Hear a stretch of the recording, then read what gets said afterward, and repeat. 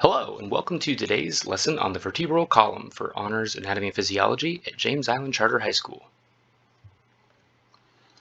The vertebral column, it's also known as the spine or the spinal column, but we're going to refer to it as the vertebral column in this lesson.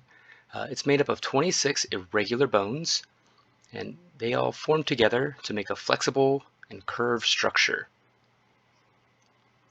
You can see there's a little bit of cartilage in between each of these, and that's what allows for that bit of flexion. A couple primary functions of the vertebral column is that it surrounds and protects the delicate spinal cord, which runs all the way through here. It also provides attachment points for ribs on these processes here, which we'll talk about, and muscles of the back and neck on these processes here. It's also pretty effective at shifting the weight of the trunk down to the lower limbs. And we'll talk about what each of these regions actually are in a little bit. Before we get to that though, there are a few common structures that basically all the vertebrae have together. So the first one that we'll talk about is the body. It's also known as the centrum. That's this part right here. It's on the anterior side of the vertebrae, and that's what bears most of the weight that's put down on the vertebra. There's also the vertebral arch. That's on the other side there. That encloses the vertebral foramen right here. And that's made up of two smaller structures. You've got the pedicles on either side. That's these right here. They are little bony processes that go posterior from the body. You also have the laminae, which each lamina meets up here and is fused at the posterior of the vertebra. Okay. And all of that combined with the body, the vertebral arch combined with the body, makes up the vertebral foramen. In each of the vertebrae, there's a little space where the spinal cord runs through. You also have the spinous process. That's this right here. That runs posterior, and it forms at the junction of the two laminae. Then you have the transverse processes, and those are bilateral projections. Remember, bi is two, lateral is side, so on each side of this, you have a transverse process, okay?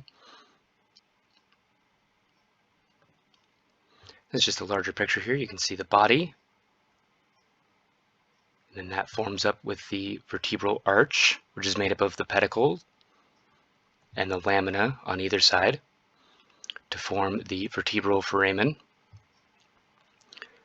You have the spinous process that protrudes out posterior. Then you have the two transverse processes on either side.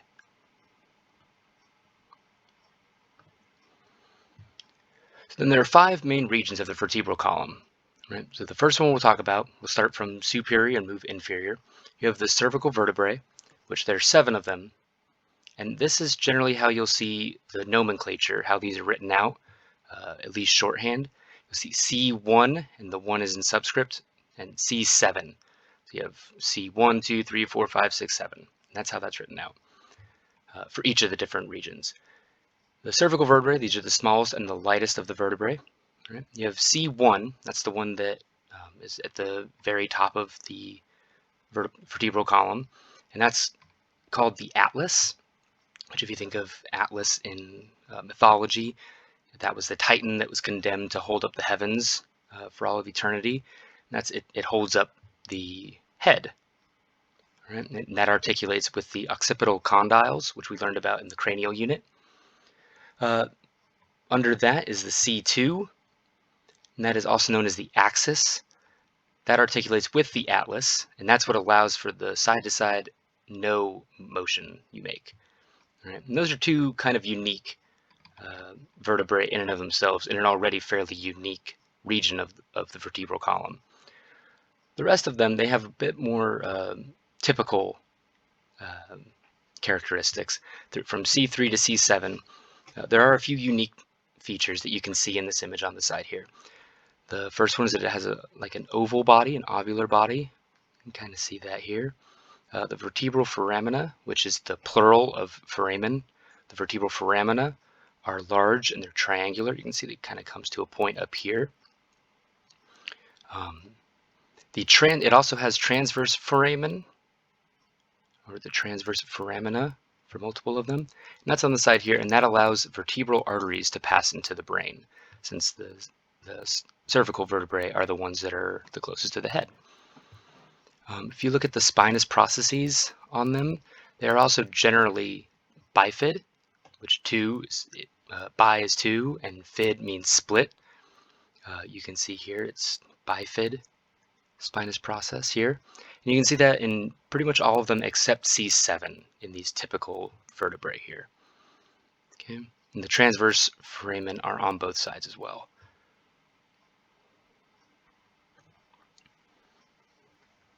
So you can see here is the 7 cervical vertebrae all stacked on top of each other. You can see here, this is the atlas up here, C1, right? You can see that right here is what articulates with the occipital foramen. And then right here is C2, the axis. You can see it has a little prominence here that comes up and articulates with C1. And you have a transverse ligament that wraps around that, and that's what allows for the side-to-side no motion. Then from moving inferior, you see C3, C4, C5, C6, C7. Right? And C7, where we talked about the bifid spinous process on each of the other cervical vertebrae, you can see here on C7, it's not really bifid. It's actually called the vertebrae prominens, which you can feel on the back of your neck. If you reach back there, you'll see the one that's right about where your neck meets your shoulders. You can see that that's where there's a very prominent spinal process or spinous process, and that's what the C7 is. You can also see on here how the transverse processes all link up. Okay, the next region we'll talk about of the vertebral column is the thoracic vertebrae. That contains 12 vertebrae, T1 through T12. Those articulate with the ribs, have some unique features themselves. Right? You can see the body is kind of heart-shaped. Honestly, I never really see that. It is a bit more elongated in that way, but some people see it as heart-shaped. The vertebral foramen is circular, right? Then you also we'll see on a side image that the spinous processes are long and they point downward really sharply. Everything else looks pretty much the same, right? Next region of the vertebral column is the lumbar vertebrae. There's 5 of them. That's L1 through L5. That's at the small of the back. If you ever read some older books, you might hear mention of lumbago. It's lumbago. It's back pain, basically, is what that is. This is what receives most of the stress, and it's shaped to make up for that. You can see it's got a little bit of a kidney-shaped body where it's got a little indent here. It's not quite as elongated as it is in the thoracic vertebrae, but it does have a little bit of a dip in here. That's what they mean by kidney-shaped. The spinous processes are short and flat, kind of look like hatchets, and the vertebral foramina are triangular, just like we saw in the cervical vertebrae. You can see here the thoracic vertebrae. This is what I was talking about with the spinous processes being long and pointing down sharply, right? You can see here, same thing, right? But then in the lumbar vertebrae, one of the main differences is the hatchet-like shape you see in the spinous processes, right? And these are other ones that you can feel on your back, or if you see, if you bend over, you can feel them protruding out of your back. The last 2 regions we'll talk about are the sacrum, which the sacrum is 5 fused vertebrae, which you don't always see it written out like that, S1 through S5, but you still can. You can see that's 1 vertebrae, and that's a fusion, and another fused, another one, now it's fused. You see how that stacks up. This forms up the posterior wall of the pelvis. You can also see that it's pretty triangular shaped.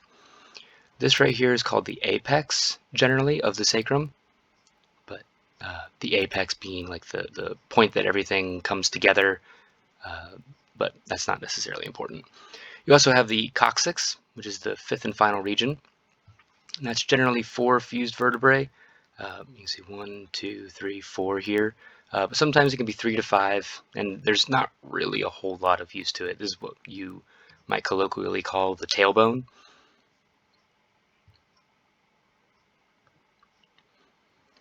You can see here on page 218, you can find this image in your book.